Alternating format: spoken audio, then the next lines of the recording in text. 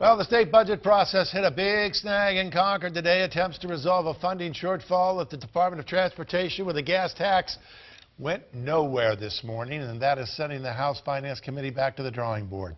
Adam Sexton now to explain what happens next.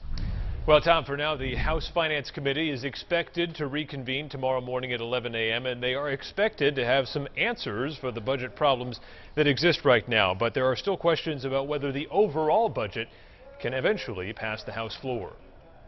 The House Finance Committee is facing a budget rebuild on the fly after a proposed increase in the gas tax to avoid mass layoffs at NHDOT gained not even a whiff of support. The Finance Committee is working on an amendment to deal with the funding, the proper funding of the Department of Transportation without using a gas tax, and we will have a proposal that the full Finance Committee will be voting on tomorrow morning. Democrats say they are on the sidelines as House Republicans attempt to undo the DOT's $88 million cut.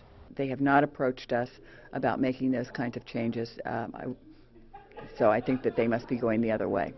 The other way means deeper cuts aimed at winning over the not-so-silent majority in this process, former Speaker Bill O'Brien and the sizable number of conservative votes behind him.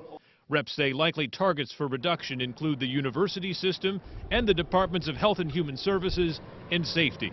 House leadership also says it's unlikely the DOT will see its cut fully patched over. I think there'll be some funds that they'll be asked to cut, some reductions they'll have to make as part of the process. But if they can do 15 or 20 and find 60 or 65 someplace else here and there, it'll work out and move it along in the process. But Democrats say they won't be voting for this budget, and if just a few dozen Republicans join with them, it's going nowhere next Wednesday. At this point juncture, I don't see a way we pass anything that day. You're not going to be able to take it down low enough to satisfy one group, and the mainstream folks, I think, are pretty content with what's there, but they only have about 50 votes.